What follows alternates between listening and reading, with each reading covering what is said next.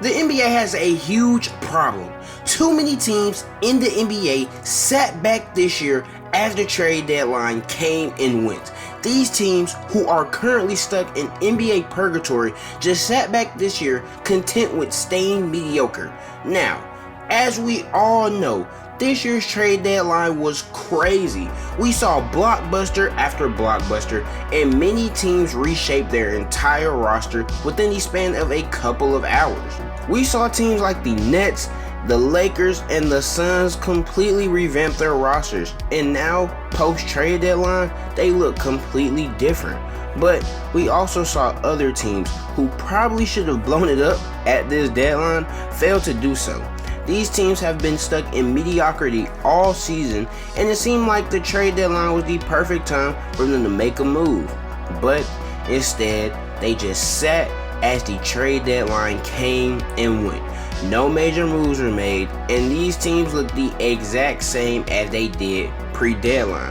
Now, of course, I'm not a GM. I don't work in the front office in the NBA, but it was very obvious to me and others that these teams should have made some moves to get better now or make their future a little brighter. Now, these teams have been going undetected, but I think it's time we address these teams around the league who have no idea what they're doing. The first team is none other than the Miami Heat.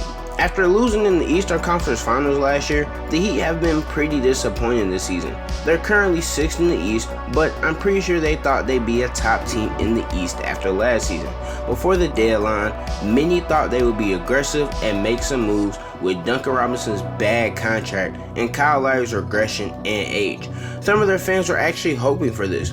Of course, they would have had to give up picks to get rid of him, but them being on the team is just hurting them this year, and it doesn't look like they'll be contributing to winning basketball anytime soon. However, instead of making a move and getting better, the Heat sat back and did absolutely nothing. Not a single trade. They could have made a move to cement themselves as a better team and put them in the conversation of possibly winning the Eastern Conference and being up there with teams like the Bucks and the Celtics, but instead, they did nothing. The decision to do nothing will 1000% hurt them down the road, and I don't think it's smart to bank on Jimmy Butler being able to bail them out time and time again. Yes, he's done it the last 2 playoffs, but can he do it again, especially with the roster he's been given? Next up are the Raptors. Prior to the deadline, I made a video talking about teams who should blow it up during the deadline, and the Raptors are one of the teams that I mentioned. They are currently the 9th seed in the East, which puts them in the play-in. Now, this is a team who serves as no real threat to any team in the NBA and had plenty of pieces to move this deadline. But it seems like Masai Ujiri might have fumbled some opportunities this trade deadline, especially when it came to dealing away OG Anunoby. It was known throughout the league that going into Thursday, many, if not most, teams who were buyers were looking to add the wing to their roster. And of course, Ujiri wanted to hold out for a sizable package for him. But there are only so many second-round picks to go around, and he seems to have held out a little too long, as by the time the 3 p.m. deadline came, OG was still a member of the Raptors. On top of holding on to Anunoby, other rumored players such as Fred VanVleet and Gary Trent Jr. didn't get moved either. As a matter of fact, you could say the team actually became buyers on the market as they added former San Antonio Spurs and former Toronto Raptor Jakob Poeltl, and in doing this they gave up draft capital. The Raptors' moves have been very questionable. It's not like this trade for Poeltl made them contenders in the East, and they're really no real threat to the true contenders up top. All these moves did was amplify Toronto's risk of losing Poeltl in free agency along with VanVleet and Trent Jr. It seems like all they did was bound themselves to at least another couple months of NBA purgatory. The third team I would like to talk about are the Portland Trail Blazers.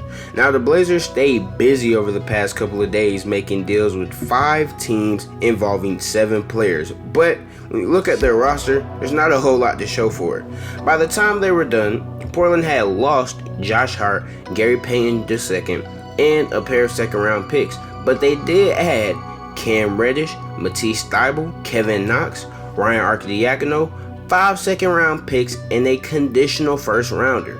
Hart and Payne will be replaced in the rotation by Reddish and Thibault naturally, but these key acquisitions will do little to help Damian Lillard's heavy lifting, nor will it make a team that is 27-28 and clinging to the 10th seed and a final spot in the play-in better. Even though it's not an outright disaster, Portland's failure to put a competent roster around Lillard again is really just laughable at this point.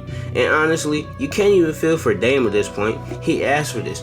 He's loyal to Portland, but it doesn't seem like that front office is loyal to him. They're just sitting around collecting dust and watching Damian age when they should be competing for a championship by now. The fourth team is the Charlotte Hornets. The Hornets were another team that was rumored to be looking to move multiple players at the deadline.